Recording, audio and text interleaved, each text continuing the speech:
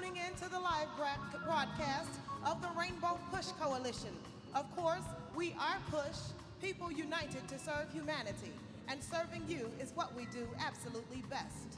It is our sincere pleasure this morning as we welcome you to our live Saturday morning forum.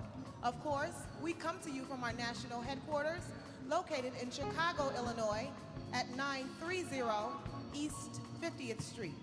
We would like to thank our audience on the Word Network, WVON, and CAN TV.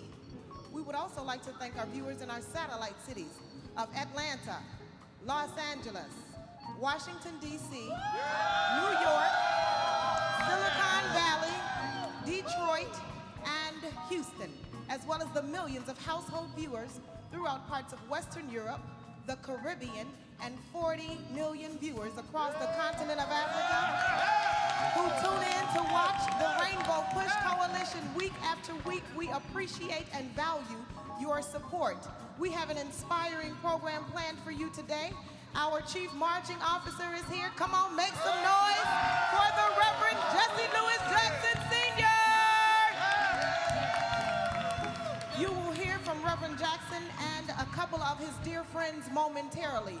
So I appeal to you to prepare your hearts to be inspired and your minds to be opened. Ladies and gentlemen, connect with this mass movement that we call the Rainbow Push Coalition. If you would like to get inspired, get informed, and get involved, give us a call at the number on your screen. Visit our website at www.rainbowpush.org, or you can always just stop by. We are always here for your convenience. Again, we're located at 930 East 50th Street in Chicago, Illinois. Again, you can also reach us at 1-877-809-4255 to locate the satellite office of the Rainbow Push chapter nearest you. So, my brothers and sisters, stay right where you are. Don't touch that remote control as we push for change, push for equality, push one for another.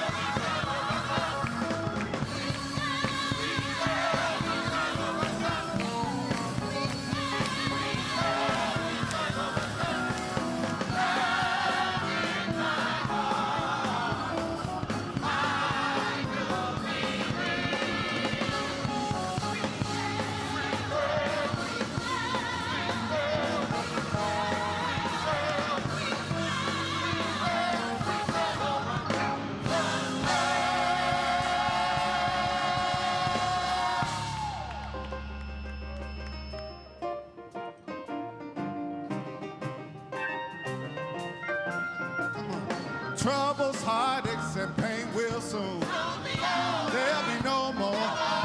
It will all. My tears stained eyes and mournful cries. Then we'll shout. Come on. Troubles, heartaches, and pain will soon. There will be no more. It will all. Tears stained eyes, mournful cries will soon. We will shout back.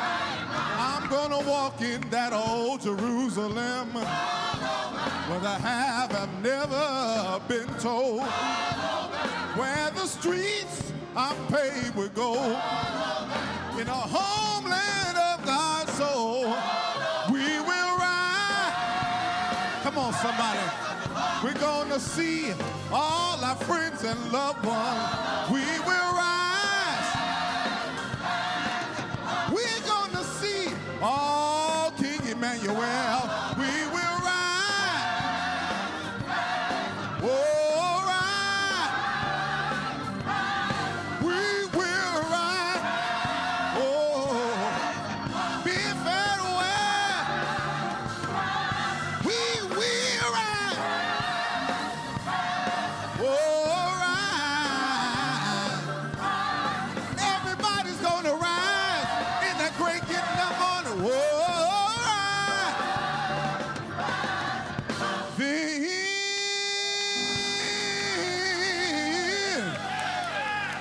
We're gonna shout our troubles over. Every day be Sunday, and the Sabbath will have no end. We're gonna see King Jesus in the morning. Shout, shout, shout, shout, shout, shout, shout. Hallelujah. Bye.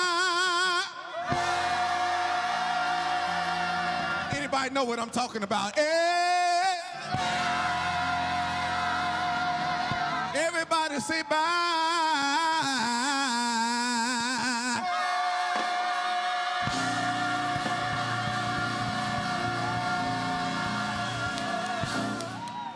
Amen, amen. Thank you so much, Rainbow Push Choir. Of course, that was Pastor Bryant Jones. We want to thank all of you for being here in the congregation with us this morning. We certainly realize that you could have chosen to be anywhere, but the fact that you made Rainbow Push your choice delights our hearts. So again, we thank you for being here with us. We dedicate our broadcast this morning to the life and legacy of Mr. Don Cornelius. Come on, stand to your feet and celebrate this giant who gave so many of us an opportunity on a national platform. So we celebrate the life of Mr. Don Cornelius.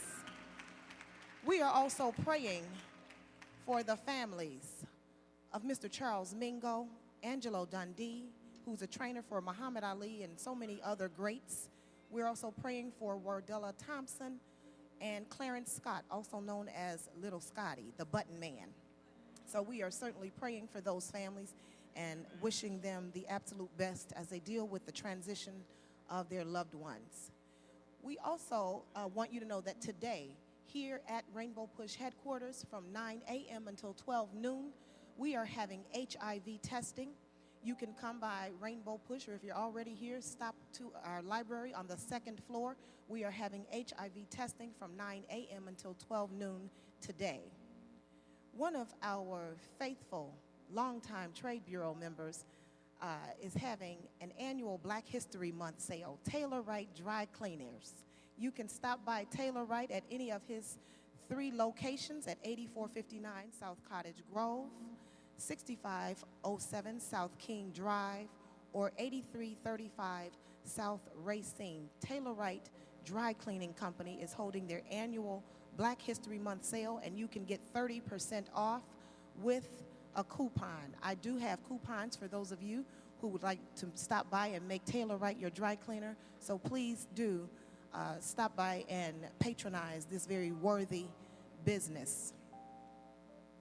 Tomorrow on our Keep Hope Alive radio show, Reverend Jackson will have a number of iconic and legendary guests. It airs 7 a.m. to 9 a.m. Central Standard Time. You can also visit keephopealiveradio.com. His guest for tomorrow will be Mr. Tony Cornelius, who is Don Cornelius' son and business partner.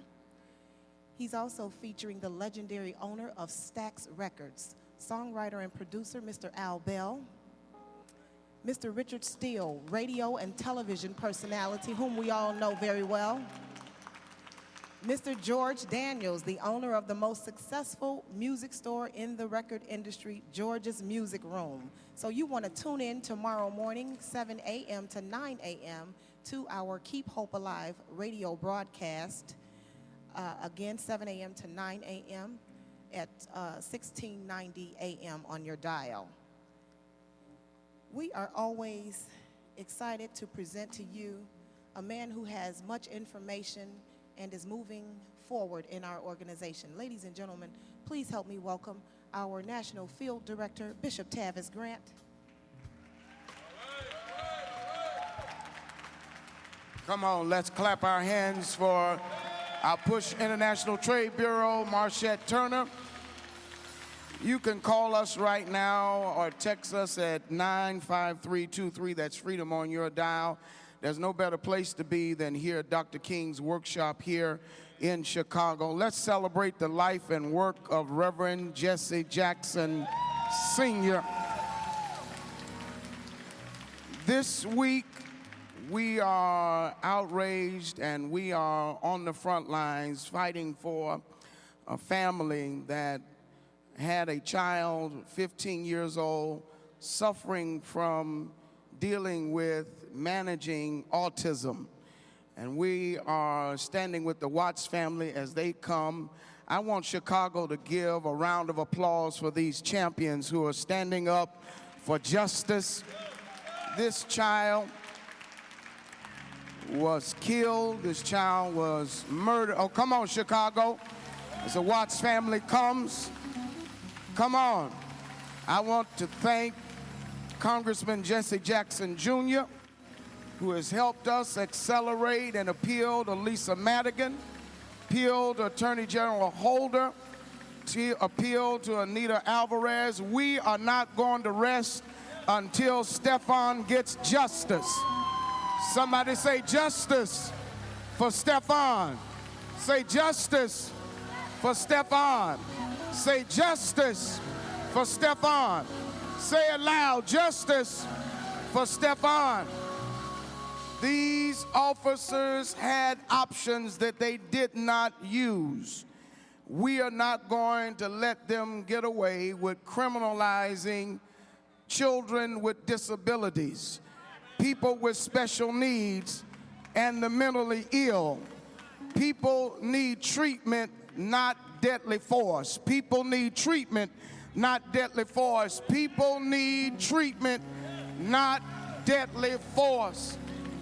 These officers had no business in the Watts house pulling their weapons on a child with special needs. This child was murdered. This child was killed in cold blood, and we're not going to rest until Stefon gets justice and the Watts family gets justice. So I want to thank Reverend Jackson and thank Rainbow Push Coalition. I'm going to ask his mother, because no mother should have to lay to rest their child. This family loved Stefon, treated him with love and care in spite of his disability. And Stefon was somebody, and Stefon is somebody. I want his mother to come. They've set up a fund. You can go to www.justiceforstefon to any Chase Bank anywhere. If you're listening to us in Atlanta, Los Angeles, Detroit, or Chicago, you can go to any Chase Bank and make a contribution. We want to thank Leak & Sons Funeral Home for taking on the challenge of being with this family, but they need your help.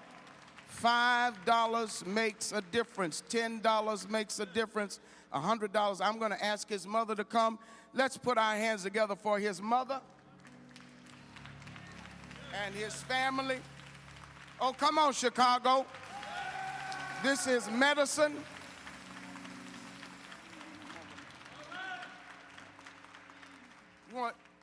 This mother has been so overwhelmed with grief, and this entire family, his father, who is coming in, he's a cancer survivor. Let's celebrate his father as well, Mr. Stephen Watts. I'm going to ask that all of Chicago praise for them. Let's thank God for Reverend Jackson as he comes. Put your hands together for this family. Let us offer prayer. Our hearts are heavy. Our eyes are watered. We're crushed with the thought of a child being shot in cold blood. You alone have the power to see us through. Bless this family in a special way. Provide for them and all that you can provide. The wind beneath their wings.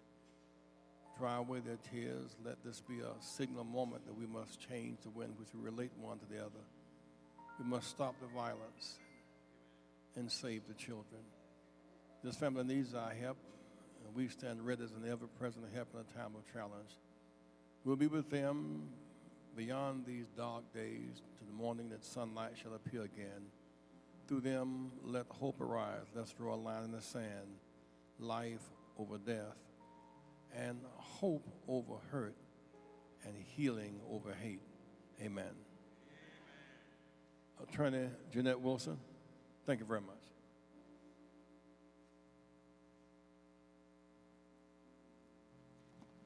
Good morning, Rainbow Push family.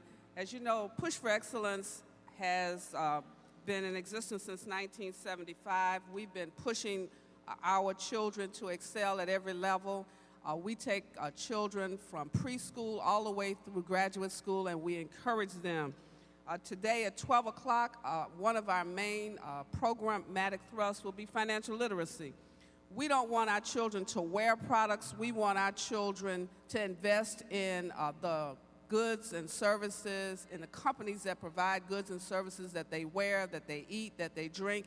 And so we're launching our stock market game again this year. Parents, if you have a child between the ages of 12 and 17, you need to bring them to Rainbow Push today. 12 o'clock, from 12 to 2, we will start our 8-week financial literacy program. Every child should be enrolled in learning how to manage money, invest money, and build a future so that they can become the next John Rogers and have more aerial capital programs across this nation. If you're interested, you can call us right now. If you want your child to participate, you can't make it today, hit us on Facebook. Go to rainbowpush.org, look for Push Excel. You might want to follow Reverend Jackson on Twitter today. Right now, tweet us if you want your child in a financial literacy program. Monday night is education night, among other things, here at Rainbow Push headquarters. We have the Illinois Student Assistance Foundation. We have a team of young people who graduated from college who are here to help parents and students prepare financial aid applications. You can come to Push and get your financial aid application assistance in filling it out. We will help you search for scholarships for your child. You don't have to be a student in debt. There are opportunities that we're not taking advantage of. Meet me here Monday night at Rainbow Push, 6 to 8. Okay, parents, you want your child to go on the HBCU college tour. You need to meet us here at 6 o'clock here at Rainbow Push, 930 East 50th Street. We are organizing and meeting with parents. We will give you the rules and guidelines that your children will have to adhere to if they ride the bus with us. We will give you the college schedule of the stops that we're going to make as we go on the historic Black College Tour. If your child has never been out of the city and they're in high school and they want to go to college, they're thinking about college, they haven't thought about college, you need to be here on Monday night with us. If you're an educator and you're interested in helping us push for excellence, we have a teachers division. You need to meet us here.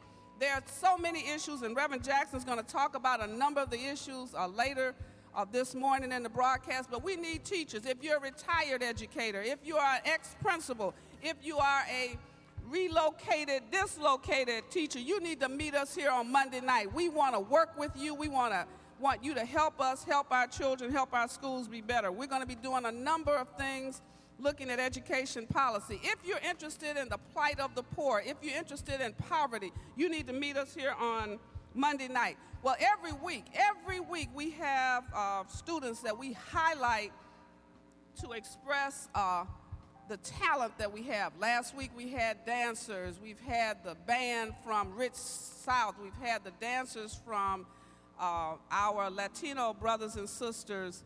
And so today we're going to highlight students who write well.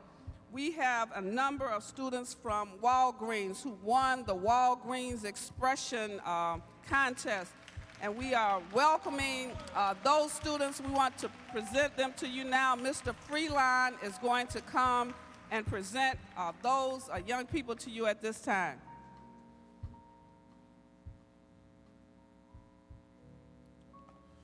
Good morning, everyone. I want to thank you for the introduction. My name is Wayman Freeland. I'm a community manager with Walgreens Company.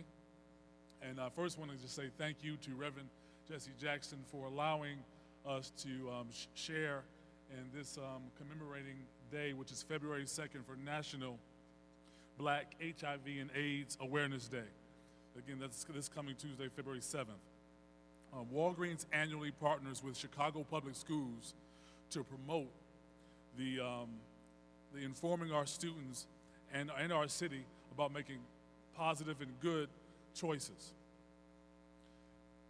A part of this program is to make certain that our students are making healthy sexual decisions with an emphasis on prevention of STDs, including HIV and AIDS, and unwanted pregnancies.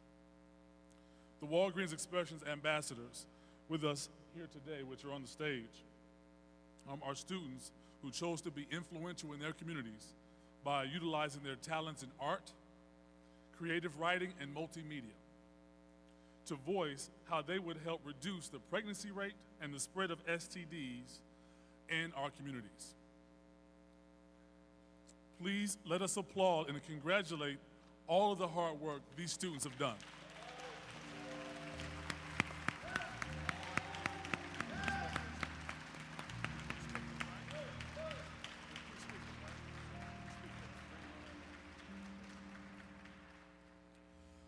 I'm going to introduce to you two speakers. First is Tyler Barber, a senior at Kenwood Academy. He was selected as the 2012 second place winner for the essay/poetry category. Tyler is going to read his powerful poem written from the first person perspective of a person living with HIV who lost their battle to AIDS. He will be followed by the first place winner, Micaiah Jefferson, a senior at South Shore International High School, who will discuss the symbolism of her extraordinary 4-foot art collage depicting how young men and women perceive the facts and realities of sexual responsibility. Thank you. Tyler.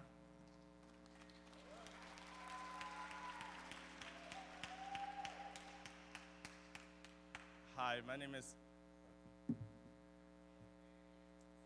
is Tyler Barber. I'm a senior at Kenwood Academy, and I'm a second place winner of the Walgreens Expressions Challenge. My piece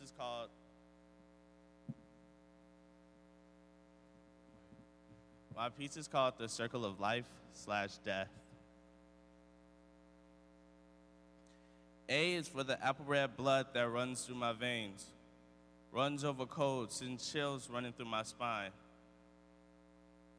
And if it wasn't for me trying to make stains in my sheets, my health would be fine. But instead, I have a head and a heart that pounds more than an average rap beat. If it wasn't for my ignorance, my pride, I wouldn't be filled with this poison inside. I'm dying because I chose to have sex with people that didn't really mean much. And I'm stuck in a world filled with sickness, filled with people who say, it's all right, it's okay. But in the end, I still failed that test. They didn't. They're winning, I'm losing. If only I would have used my mind, maybe my blood wouldn't be apple red like the venomous apple that Eve ate, like the one that decided humanity's fate. This is different though. I'm not Adam nor am I Eve, so I choose to do what I want and what I believe. It was pretty clear how I'd enter this place at birth, but I bet you didn't expect how I'd leave this ugly but beautiful place we all know as Earth. Thank you.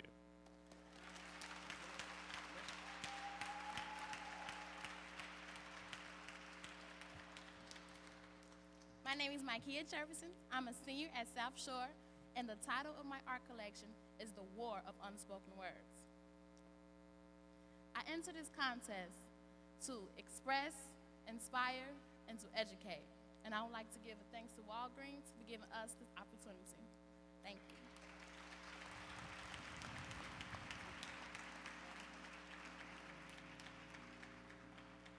you. Give them another round of applause.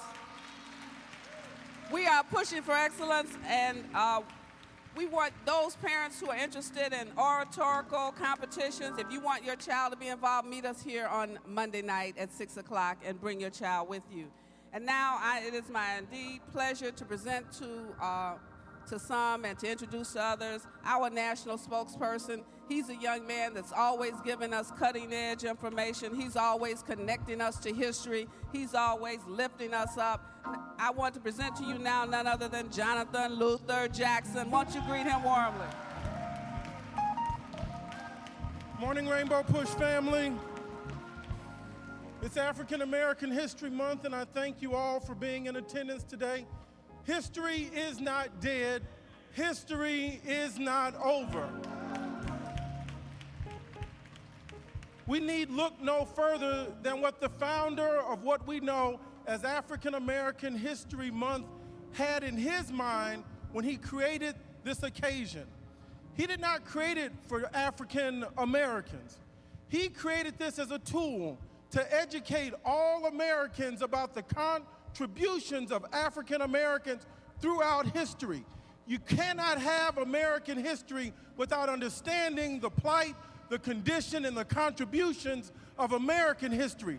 American history had been purged and deleted and propagandized. He made American history hold the black and the white on the same page. We thank God for the life of Dr. Carter G. Woodson. I share that with you because we're broadcasting live from the city of Chicago, where it was originally conceived. Dr. Carter G. Woodson, a man from Virginia who was the second African American to receive a PhD from Harvard University, only behind Dr. W.E.B. Du Bois. That's not what's most important and striking and interesting to me. Ladies and gentlemen, he was 20 years of age and realized he did not have a formal education. At 20 years of age, he went back to high school. Hello.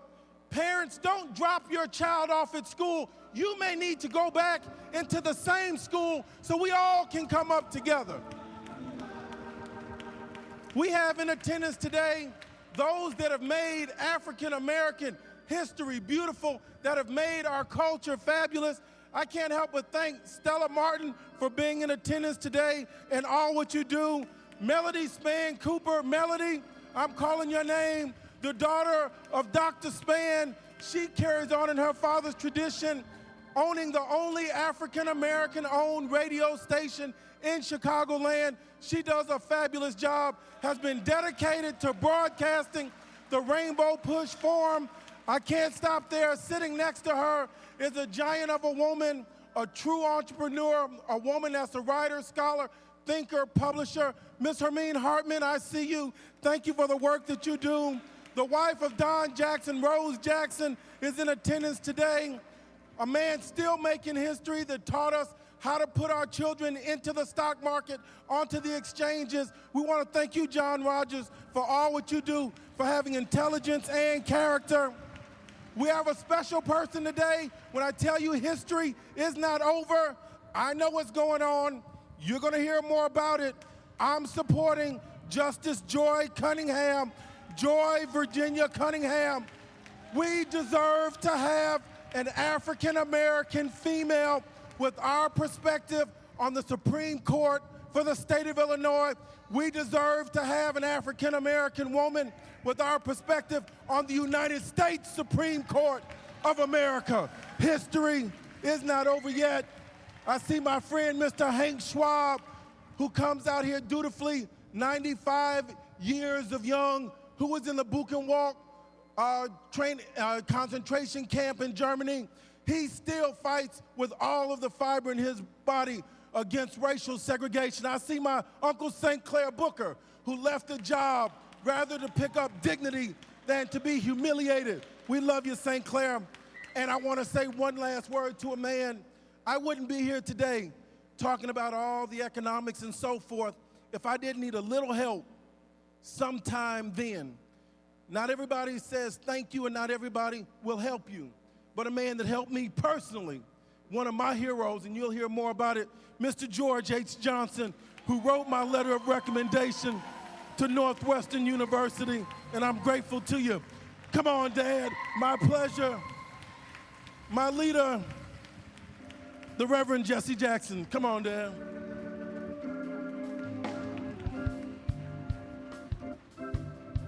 Put your hands together. Hey, Mary D.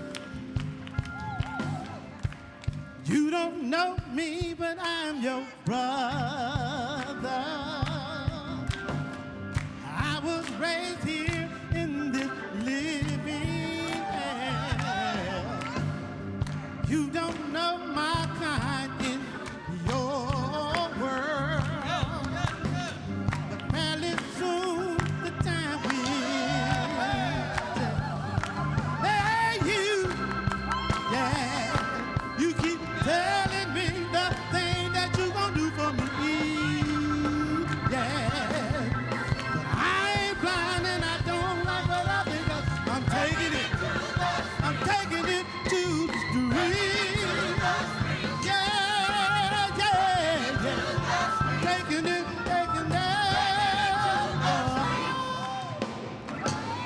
Take this message to my brother.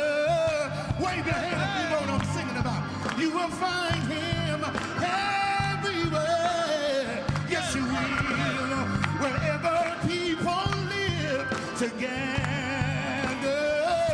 Yes, you will find peace and poverty, despair. Oh, man, yeah, listen. You keep telling me the things you're gonna do for me.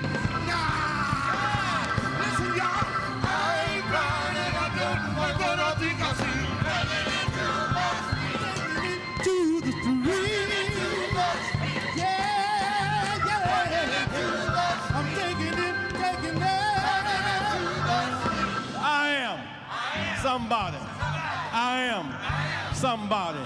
Red and yellow, brown, black, and white. We're all precious in God's sight. Everybody is somebody. Stop the violence. Save the children. Stop the violence. Save the children. If my mind can conceive it and my heart can believe it, I know I can achieve it. Down with dope, up with hope. Down with dope, up with hope. Keep hope alive. There's a soul train to coming. There's a soul train to coming. Give it up for Don Cornelius. Yeah, that's right, Don. Give it up, soul train. I'm taking it to put your hands together.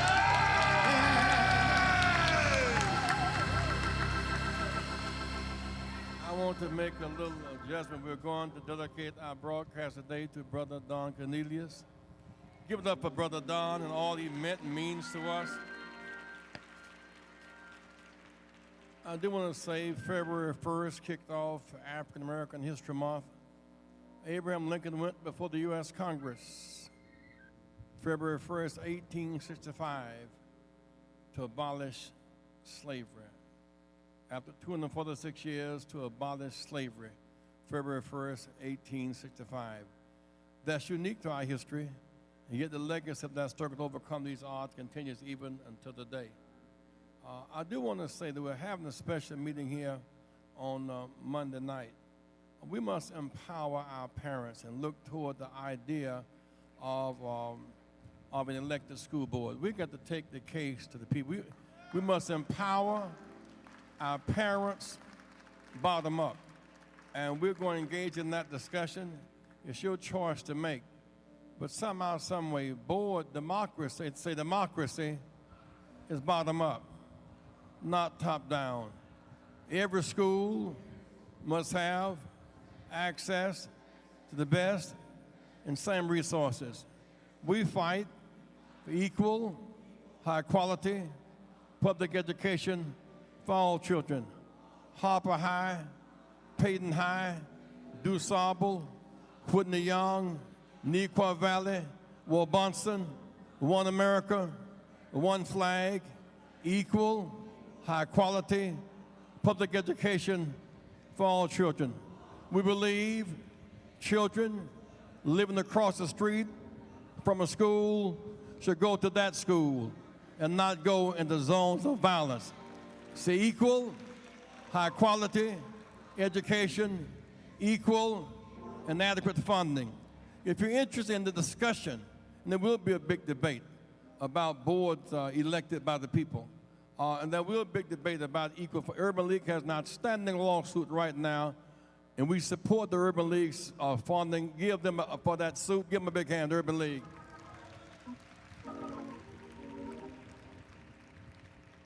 Mr. Romney last week mentioned that he was not concerned about the very poor.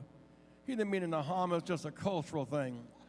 You know, really, that's why the Bible talked about the rich young ruler, because it's difficult for the rich young ruler to appreciate the baby in the manger. Those in the mansion looking down see life different than those in the manger looking. See, those in the mansion looking down see life different from those in the manger looking up.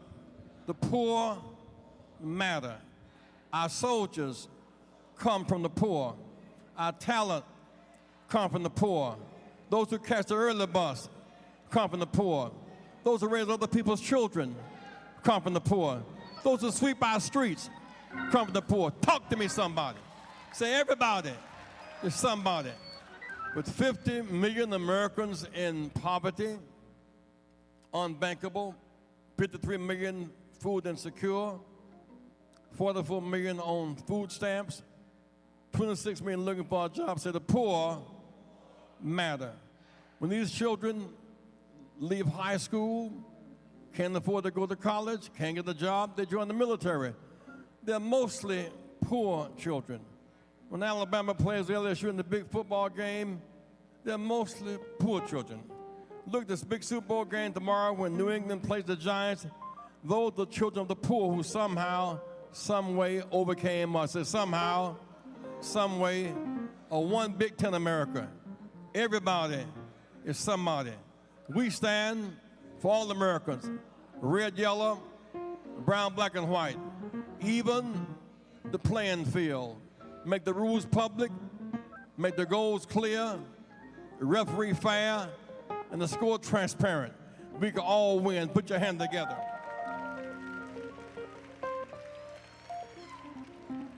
I want to do something a little different now. I want the man who really made beyond the genius of Don Cornelius. It still may well have been on the Board of Trade building downtown had not George Johnson and Johnson Products put in the money to sponsor. So give it up for Mr. George Johnson. Put your hand together for Brother George Johnson. The original national sponsor of Soul Train, Mr. George Johnson.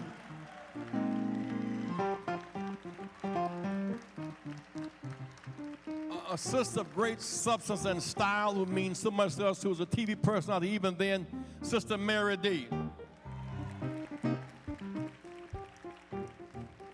Clear Channel Radio, Brother Ramonski Love.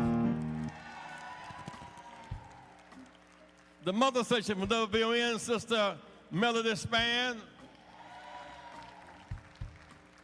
Radio station owner, Brother Abe Thompson.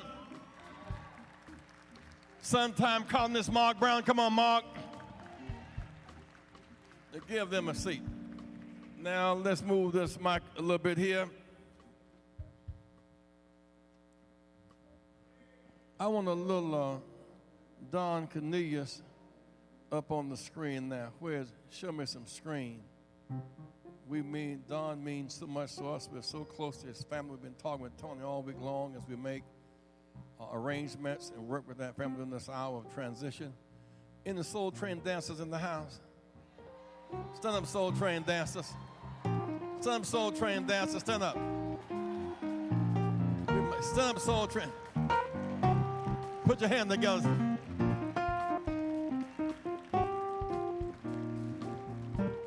Y'all hear that? On your feet, Soul Train dancers. If you saw Soul Train, put your hand together. If you dance to the music.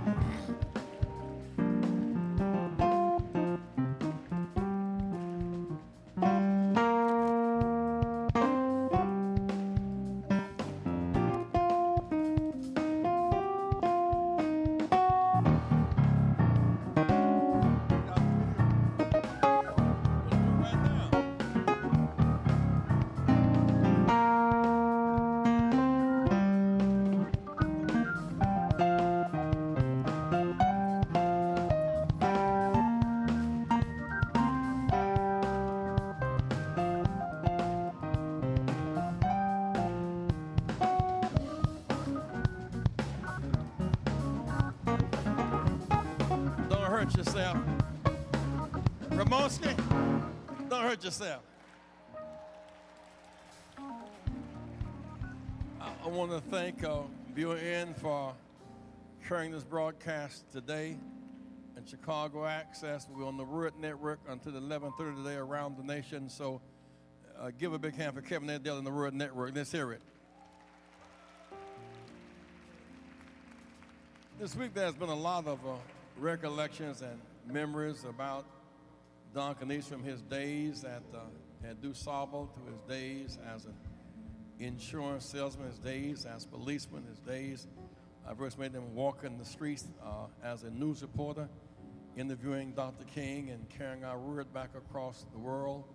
And because he was so close to the disc jockeys at the Chess family and the artists, had this idea of starting a record, a dance, if you will. And we had American Bandstand, and we had Howdy Doody. We didn't have no outlet for black talent. And so Don tapped into something. But like many ideas, it would have died stillborn had not somebody sponsored it. Because there were attempts to kill the idea of Soul Train, because we immediately seen as competitive. This time when Nat Cole went on TV for a 15-minute show and couldn't get a sponsor. Some of y'all remember that. The night that Sam Cooke came on the Ed Sullivan show and came on, he couldn't get out Me and You Send Me. He was on the very last of the show, and there was such an uproar about it till Ed Sullivan had him back on the next week to do the whole song on the Ed Sullivan. We were locked out, all this town locked out. The Motown and the Chess Records and the Philly, all of them was locked out. And then we got this platform. And I really want to thank in the verse. I cannot tell you what it means to me when Mr. Johnson walked up to the plate and became chief sponsor, in fact, owner of Soul Train. Give it up for George Johnson one more time. Thank you, George. Thank you. I kind of want to do a little round here. George, when did you first meet Don? Don Cornelius? When you first meet Don? Say about your relationship with first of all, Afro Sheen and Ultra Sheen and Soul Train. Okay. First of all, I want to say this, that our God is a great God. And he blesses all of his children. And he's blessed me all my life. One of the most wonderful days of my life was when I met Don Cornelius. And God blessed Don and George Johnson and Johnson Products Company with one stroke when we met. Don needed the finance. He needed someone with deep pockets to put Soul Train on a national basis. We needed, Johnson Products Company needed a medium to use to reach our market through television, which was very expensive. And I had spent a lot of money in 1969 and 1970 trying to get television to work for Johnson Products. I thought the mic was not working. And we put a special on in 1969 called And Beautiful. It was very expensive. And Beautiful 2 in 1970. It was not an economic success. And it was not a success because when you buy television, you buy the whole market.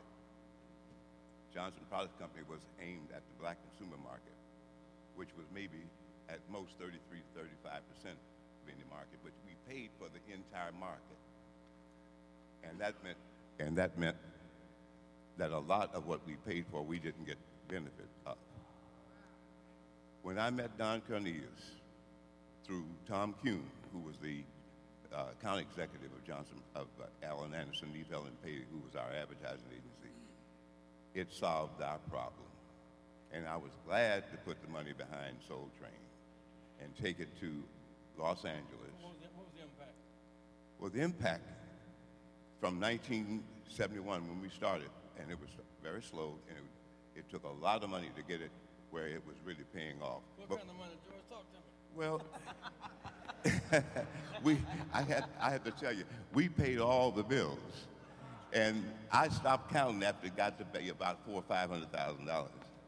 I stopped counting. But here's what it did. In 1971, Johnson Products Company was doing $12 million a year. By the time I gave my share of Soul Train to Don in 1979, it was doing $40 million.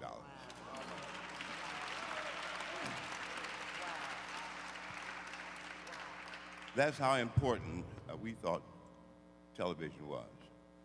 And I say to you that that was a blessing, an absolute blessing, because Soul Train really hit the black consumer market.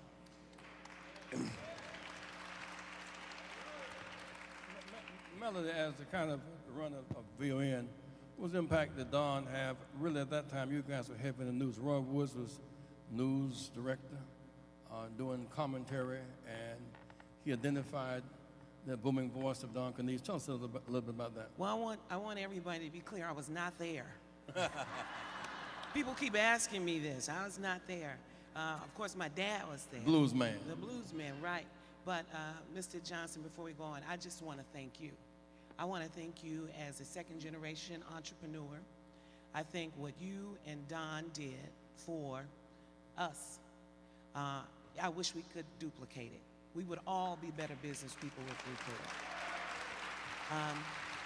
I wish we could. But you know, interestingly enough, Reverend, VON, it's so important to know history, VON was the tree. There are many different branches. I talked to Don Jackson, Rose Jackson is here, who's probably the closest person I knew that is to Don the other day, and I asked Don, I said, you know, he never was a good guy, because there was a group, Ramonski, of them. I mean, this was, across the country, these disc jockeys were it. That's where Motown sent their music to get started, and why Don Cornelius was never one of the good guys. It was a fraternity, they wouldn't let him in. So he was in the newsroom with Roy Wood, but he never became a good guy. And he was only there a short period of time. I think Don Cornelius, outside of being blessed with the gift of vision, he was blessed with the gift of timing. Soul Train came to life for us at a time right after civil rights era, where the only images of us were probably when people were dogs and fire hoses. And because you financed it, and because it got on the national stage, and black was beautiful, and we were black and proud, that it turned the lights on us in a way that we hadn't been seen. And we had our afros, and we had our elephant leg pants and our painted pants. Remember that? But you know, Melody, but there was some rebellion in that, because Don also had Bobby Rush on the show. He had Father Clements on the show. He had me on the show.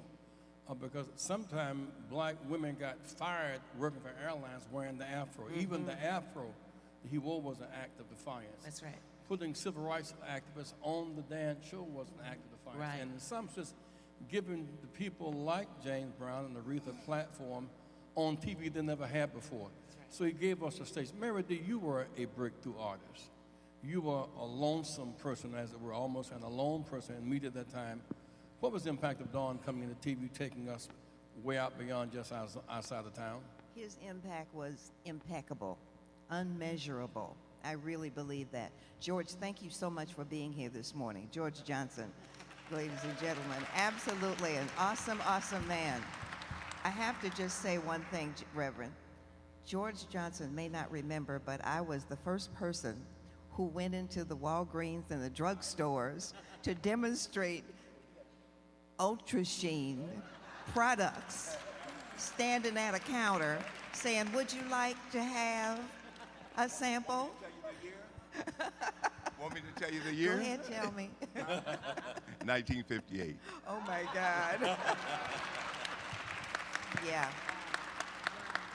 1958. I cannot believe I am currently celebrating my 75th birthday. Yeah.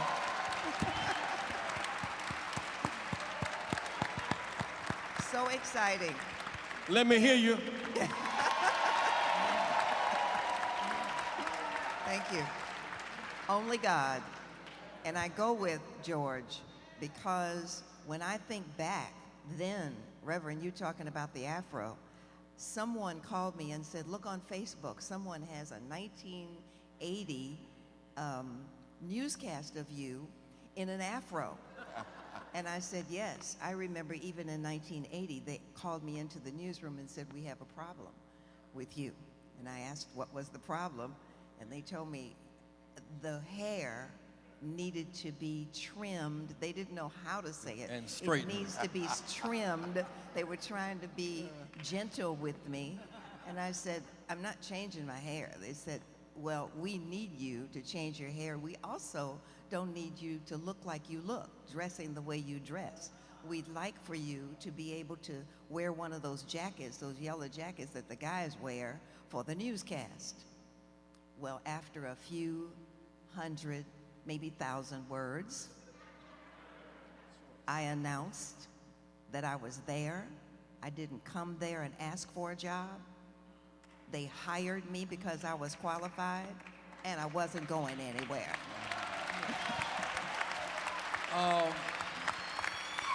Mark Brown, who wrote an outstanding column about Dawn last week, and give Mark a hand for that. Mark, what impact that Soul Train has as a cultural impact beyond one side of town? Well, the point I thought was important to make was that Soul Train did cross over, and I told the story of my personal circumstances. I grew up downstate, small town, all white, no black people in my life at all. I probably am in high school, late high school, when Soul Train comes on. And Soul Train, was the best, most honest window for us into African American culture at that time. You could tell it was authentic. Obviously, everybody already loved the music, but this was our first chance to see young African Americans, like us. And of course, most of all, there was the dancing. And everybody that age needs to learn how to dance. And of course, dancing was very free structured in those days. And as I put it in my column, it used to be a saying, and it's politically incorrect, but people would say it, that white people can't dance. Well, we really couldn't dance before Soul Train. So kids everywhere, white kids, and I talked to Mary Mitchell about this. She was stunned when she read this in my column, that white kids were just like everybody else. We were, on Saturday afternoons, we were in front of that TV, watching Soul Train, learning the moves, going back in front of the mirror, practicing. And, I'm not saying I was ever a dancing machine, but I probably thought I was. So, I had never really thought it through until he died. Last summer when there were the things to honor him, I started feeling then, I ought to write about this because I have a good feeling about him, but I hadn't thought it all through. And then that day it made me realize that he had a role in my life too, and I owe him something. Give it up. Hey, Abe, you were so intimately involved in radio and in music, and so many of the great artists, indeed the Curtis Mayfields of the world, and the Jerry Butlers, and the Shylights, you'd hear from Marshall in a moment, had the talent, but they had no outlet. And how did the impact of Dawn and Soul Train go across the music spectrum? I'm on? Oh, great. Well, first, Reverend, when I think about Don and I think about the artists you just mentioned, and I, in fact, think about my fellow panelists up here, I just think about that this moment in Don's life is really what Jonathan mentioned, and that was history. That's what this moment is about. And so when I think about a person like Don, I think about all of us as individuals and how we can each make a difference in the world. That's what Don did. I mean, he never thought he'd make that much of a difference. And I think if you think about now, Jonathan mentioned Justice Cunningham. That's historical. She's the first woman to be on the Supreme Court. She's running for the Supreme Court of the state of Illinois. But I think about that kind of impact, and that's in our judiciary system. And here's a guy who made a great impact in our lives, in our culture, in entertainment, and it was unintentional. And I just think about that in the connection with somebody like the judge. Think about if we do something intentional, like get her elected. Think about, wait, hold on. Think about what that means to Don. I mean, think about that kind of tribute, because I think about what Don meant to me, and I knew him. I didn't hang out with him every day, but you know, when you saw Don and you saw how sharp he was, and you know, you looked at him and you looked at the Temptations, you looked at him and you looked at the Shy-Lights, and the Shy-Lights were on that show, and the Temps were on that show, and then you said, oh, there's a white boy on the show named Elton John. And we didn't know Elton John, you know, other folks did. He made life, culture, crossover, integrate, and made us accept. He made us, and when I say us, I mean Americans. He made us accept one another. Black folks accepted black folks. You're proud of your afro after that. You're proud of the way you can move after you see, you know, that. And then you also thought somebody like Elton John, even if he had a green suit, was cool. So that's what I'm saying. He made us, and I say us, I mean all of us, not just black folks. He made us all more appreciative of what we were in this country. And also he showed us how to stand up and fight for things. Like you said, Reverend, he had Bobby on, he had you on, you know, he made, without, you know, well, I can't say that because I'm on the radio and I'm a Christian. But he made us, you know, in fact, he made it okay for you to be who you are and for you to want others to accept you for who you are and what you are. So he says, you know, I'm in this entertainment thing, and I can show you how to dance, that kind of thing, but I can also have Reverend Jackson on, you know, and I can also have, you know, Bobby on, and it's my, you know, and the other thing, you know what, it's my show. So you talk about me, it made me think about ownership. And when Mr. Johnson comes on, and Mr. Johnson's a sponsor, and he says, it's my company. So you got my show and my company, we can do whatever we want. Well, I think it's one of the high moments of the impact, John Rogers, of black ownership, because Don always owned the show. That's right. In the sense that he and Mr. Johnson collaborated. Mr. You were a joint owner for a while. Explain that, because it's important for us to appreciate that.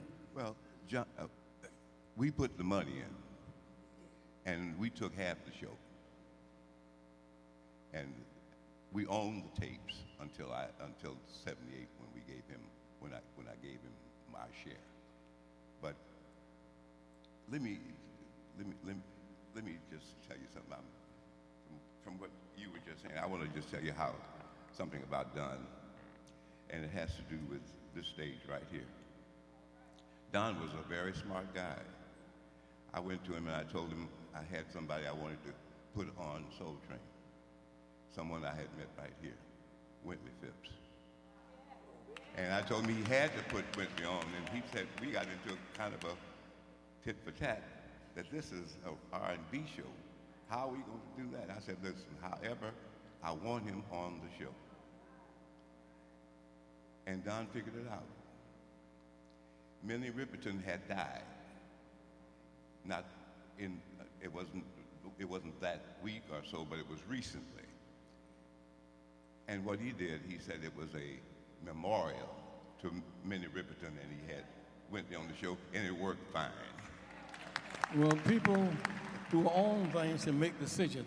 Remarks, the people on the stage who worked with Don actually in those days, but his legacy didn't stop in 1970. It moved on to your generation. What impact was Soul Train as you began to come into the business? First of all, I'm honored just to be on this stage. I'm honored to be in the likes of George Johnson, Melody, the Honey Bee, Mr. Brown, A.T. I'm the baby of the bunch up here, so 7 years old, 6 years old, watching Soul Train with my grandmother, and this is when it was in Chicago. Your grandmother watched Soul Train? Of course she did. We danced together. Please. Y'all remember the old dances? Popcorn, the football. We're gonna do something in a minute, but I was just so excited to see us on there, and I said, Grandma me, I want to go to CBS. CVS was one of the schools where some of the dancers were from. Most of the high schools were where the dancers were from. And as you recall, when Soul Train came on, there was no violence in the city. When Soul Train came on, everything was peaceful. And Don Cornelius knew that. And I'm just so proud, once again, to be on this stage. Thank you, Reverend, for having me a part of this platform. And in the business, we want to continue the same thing that Don Cornelius did, the same thing that the good guys did. We are the new good guys. My partner, Joe Soto, V103, Clear Channel. We're in the community. We're going to keep the music going, and we're going to stay strong, y'all. Thank you.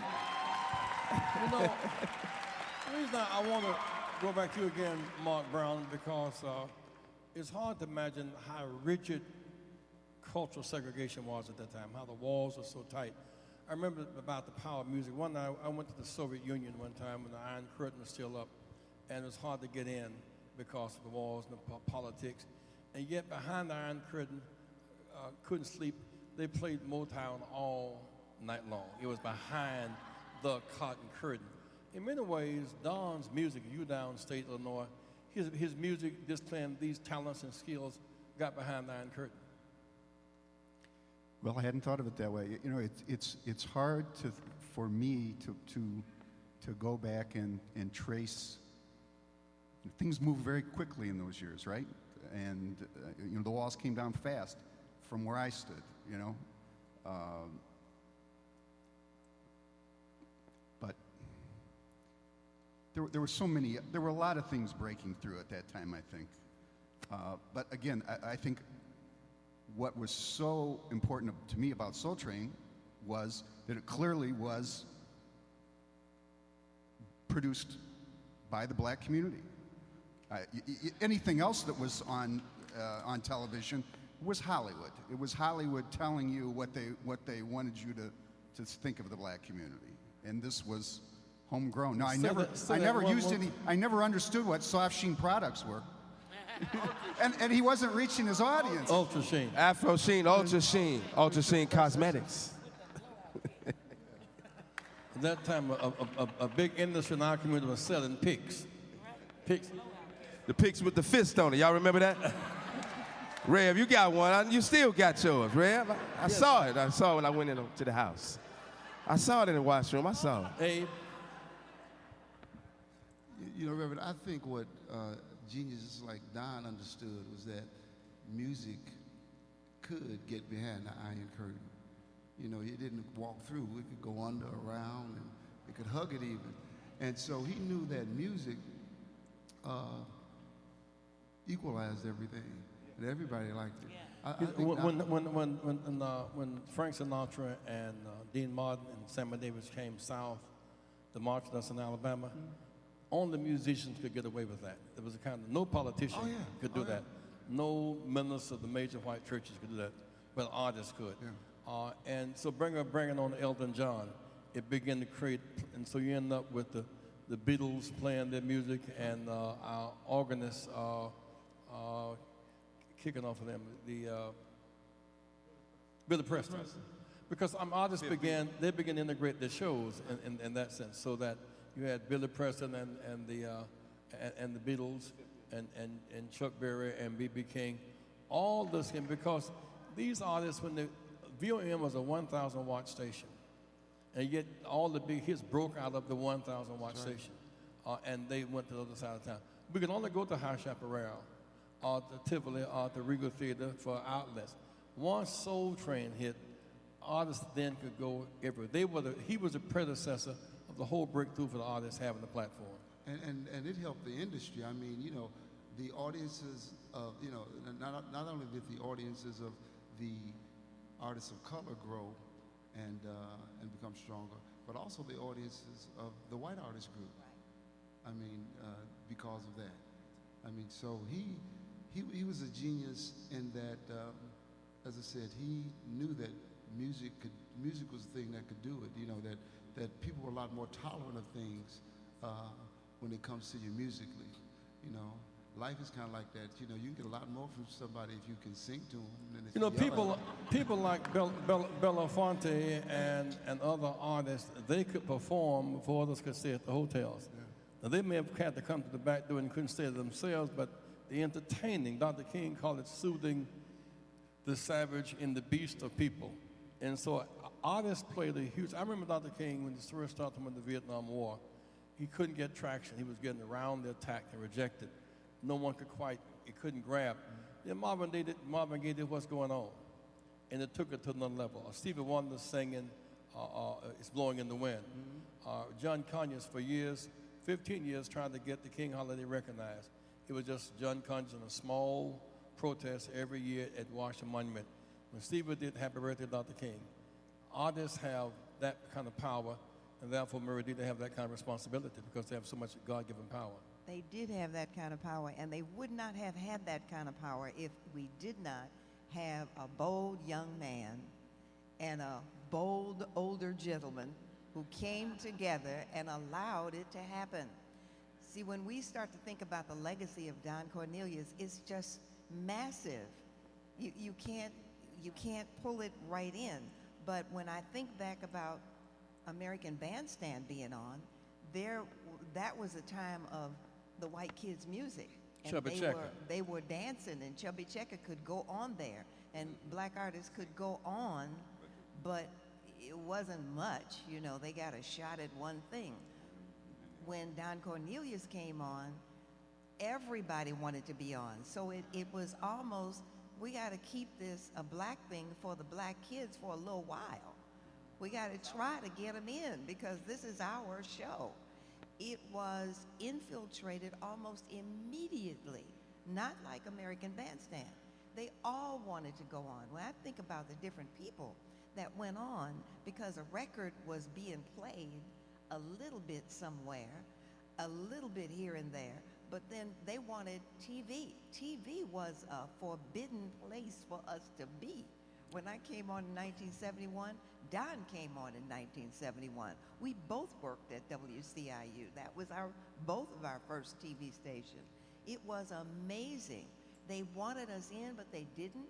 It was the turn of our century where we were just beginning to step out.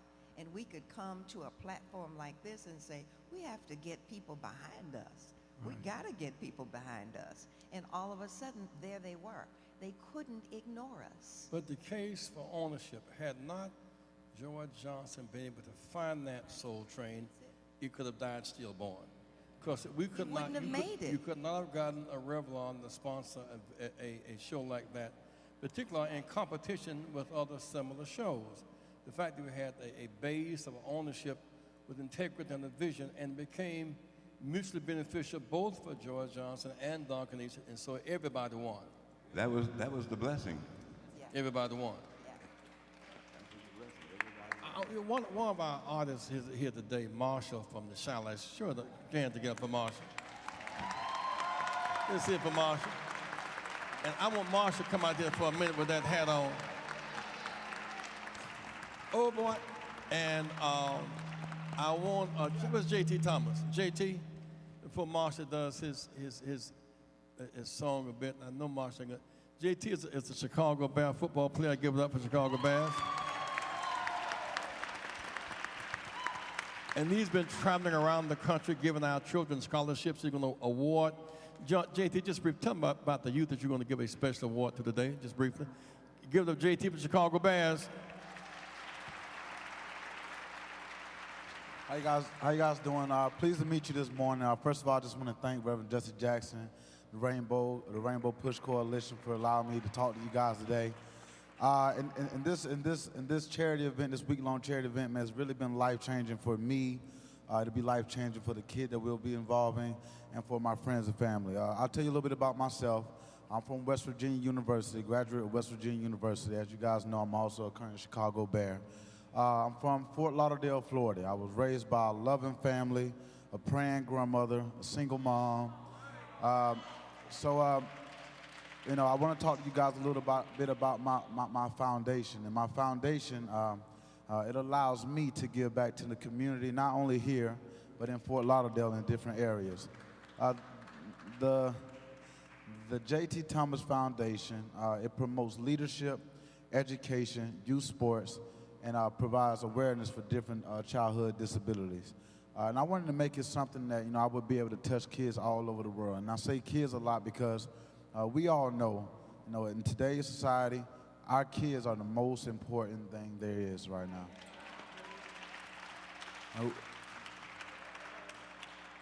I mean, with the internet, and with, different media outlets, these days it's so hard to figure out what's going on with your kids. We don't play outside anymore. We play video games, and, we don't play fun games with our family anymore. We get locked in on the internet, you know what I mean? So, I was raised, and I'm an old soul. I was raised by my grandparents. So, what I want to do is be able to give back to the kids in a way.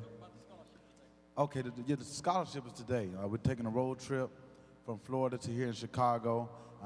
The Epilepsy Foundation of Greater Chicago is giving 14-year-old Anthony Granberry a week-long camp visit to Camp Black Hawk for epilepsy.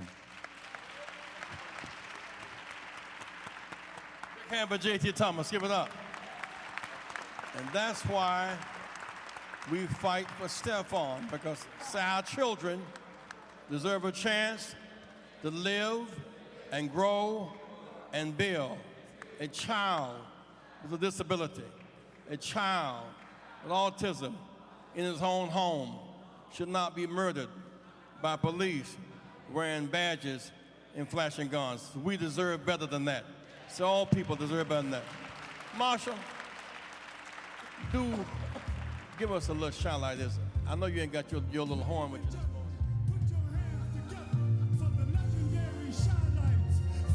Come on, y'all. Come on. Bring that track on up, fella. We like to say we go back with Don, 1968. Charlotte's first television show.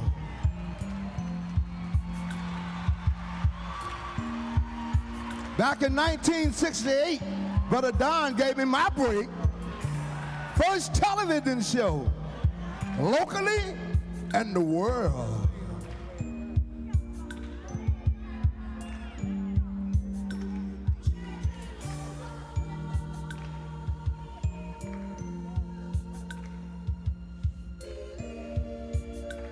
Come on, y'all can wave your hand for Don. It's a little low, but he'll get it up there.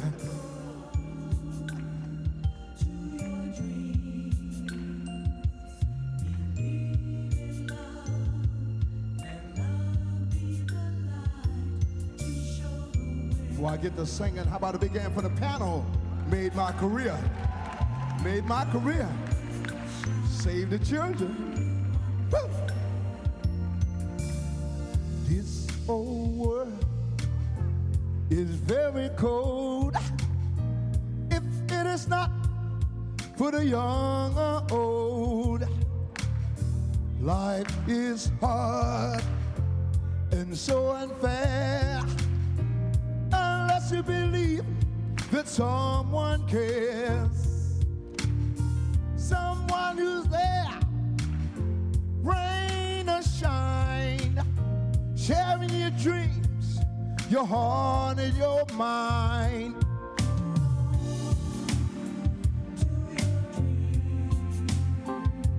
Believe in love, let love be the light to show the way. And love will shine on you one day. Look at here. Step by step, straight ahead.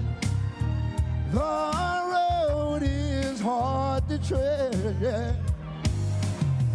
What you see is what you get.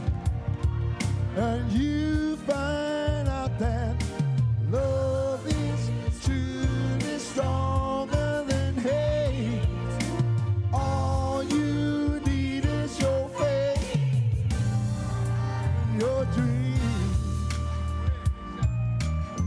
Gotta show you the way, gotta show you the way, yeah, yeah.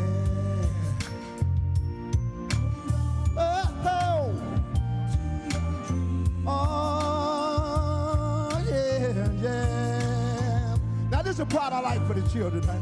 Come on, y'all. This old world goes round and round.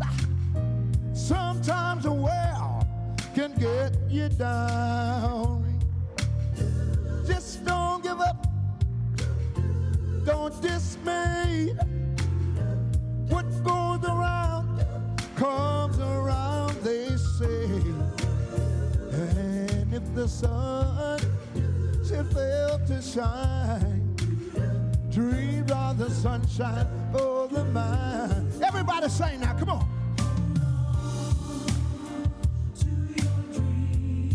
Yeah.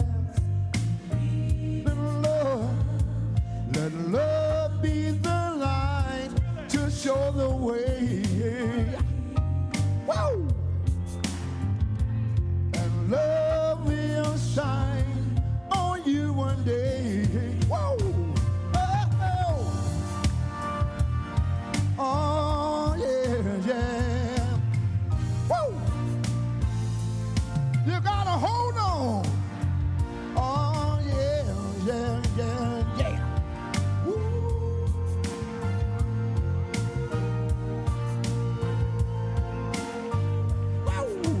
Hold on. Woo! Dreams are the wings of the mind. You can fly anytime you like. Gotta show you the way, gotta show you the way, yeah. Oh, hold on, yeah. But Don Cornelius, yeah, the soul train.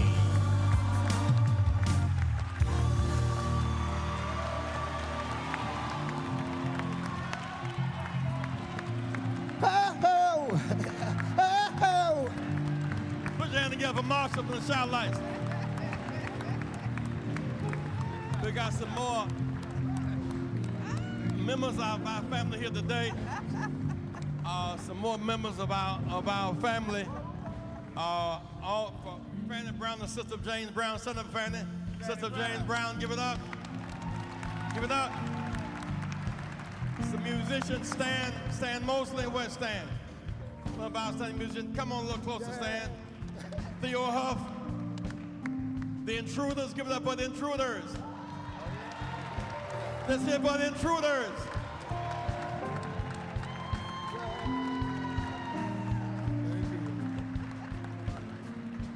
You know, one of the challenges of our time, to put Don and Mr. Johnson in perspective, we owned Soul Train then. Be seated. We don't own a Soul Train today. More of us, more education. We do not own a Soul Train.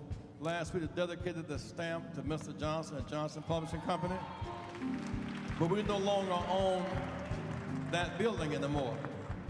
And Dr. King came to Chicago trying to borrow $35,000 to make payroll. He couldn't borrow the money in Atlanta. He was going to Independence and Seaway Bank to get the money. Mr. Johnson, Cyril McSween, and Al Boutte, and Al Johnson, and Darrell Grisham, and George Jones had a meeting at Al Boutte's home and gave Dr. King $55,000 because we own, say owning businesses matter. It's not just a source of pride, it's a source of empowerment.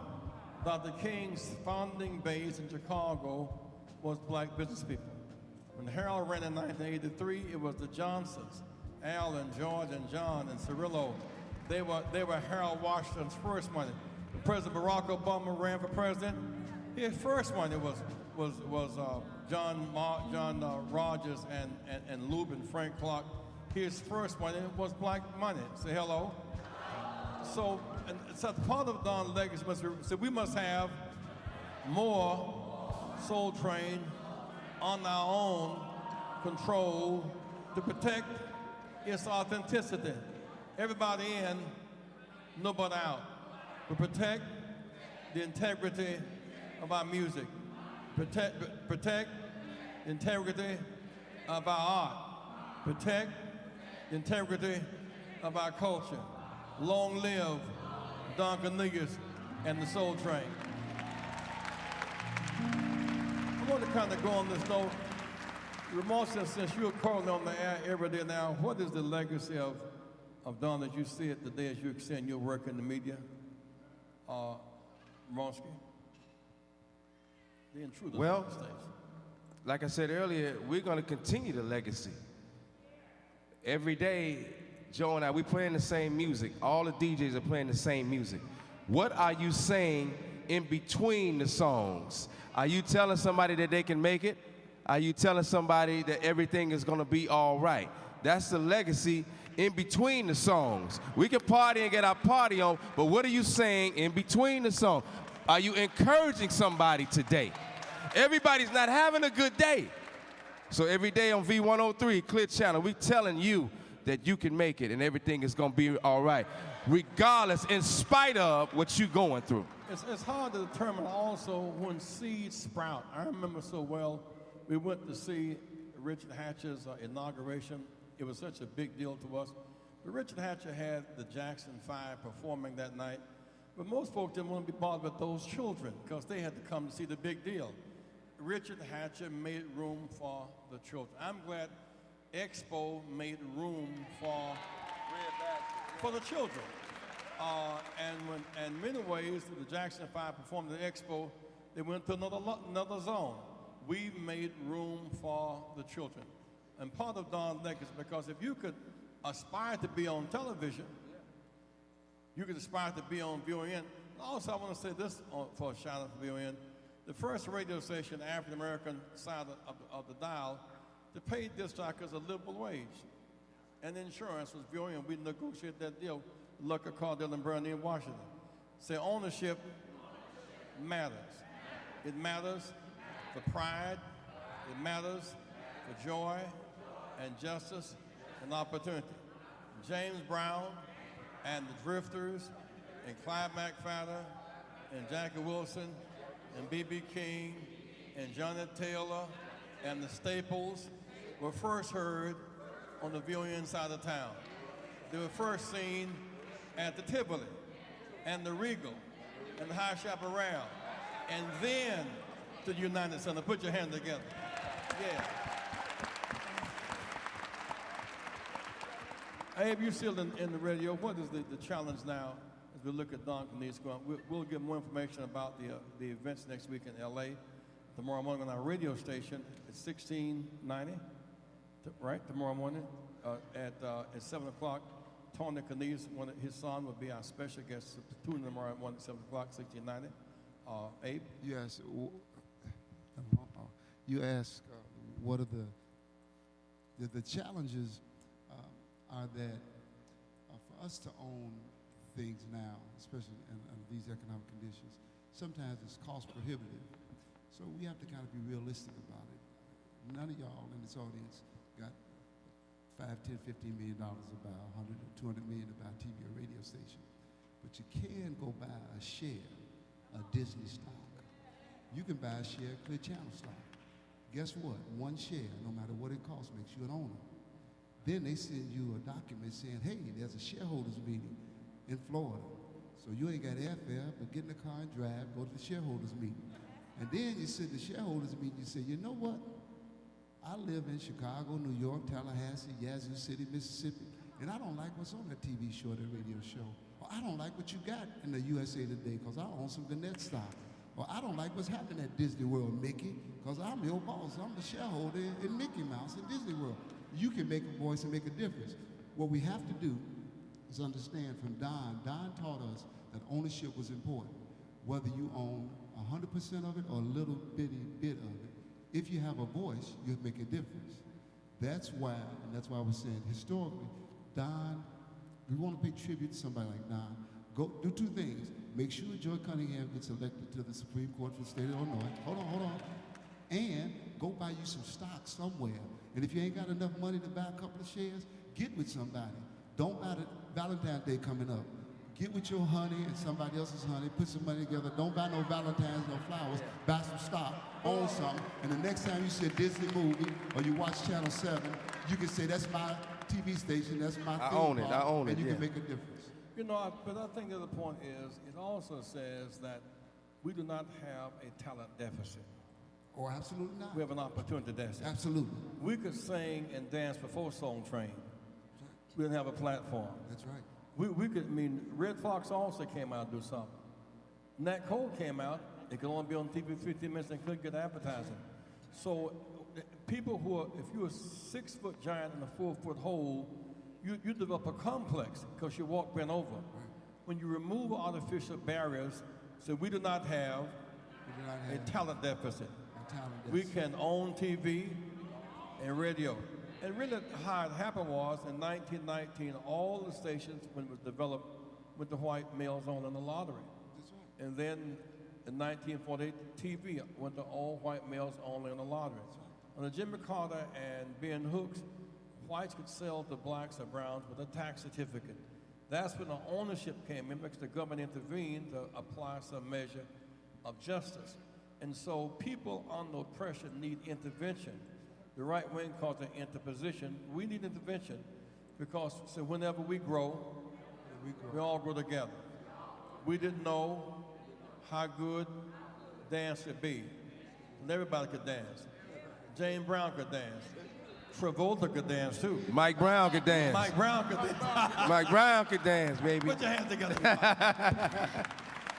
Say, I am. I am. Somebody. I am. Somebody. Thank you, Don Cornelius, for coming our way. Thank you for your genius. Thank you for your talent. Thank you for your showmanship. Some of that Soul Train music. For the joy. Thank you for the platform. Thank you for the hope. Little Soul Train music. As always in parting, we wish you love, peace, and soul. Put your hand together. Put your hand together, little soul. Hey, babe.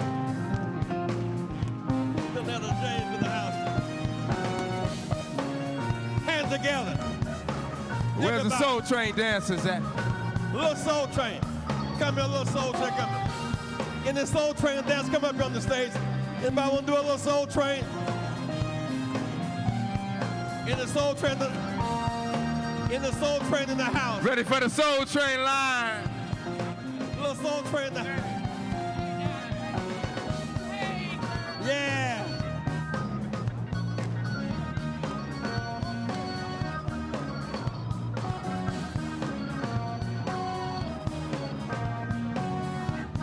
In the Soul Train in the house.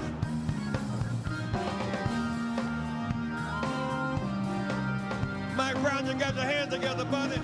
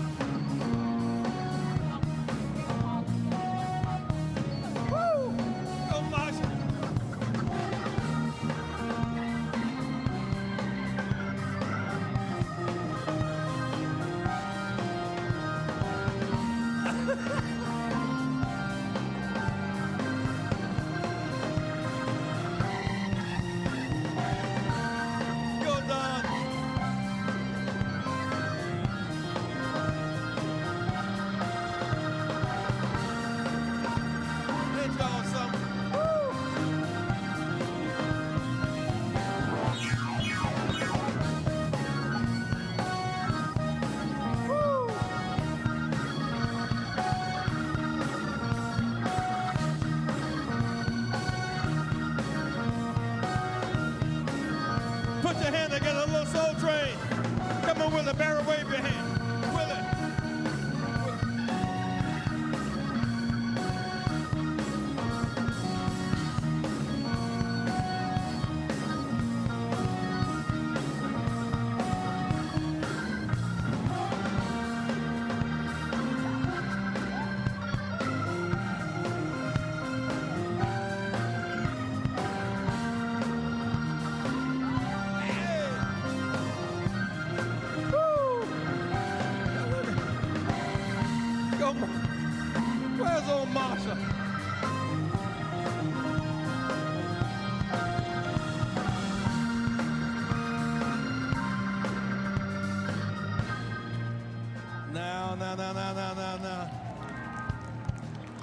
and let us stop everything. Be seated, be seated. Train, go back to your station. Train, go back to your station. Soul train, go back to your station. Train, go back to your station now. Train, go back to your station.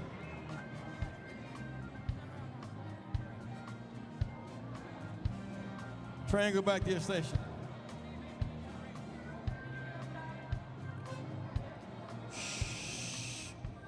Stop everything for a moment.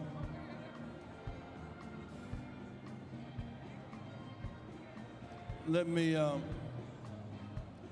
stop the music for a moment. Be seated. Everybody be seated, please. Hermine, Ramonsky, everybody be seated, please. Brother George,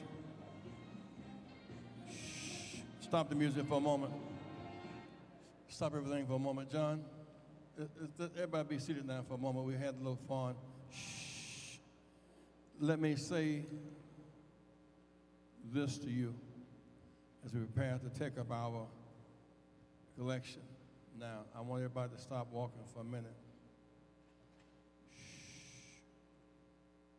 One of the features of Don Cornelius, was Don had talent. We still have talent, but we don't have Soul Train. We still use hair product, but we don't have Johnson products. We still read magazines and give Mr. Johnson stamps, but we don't have the building.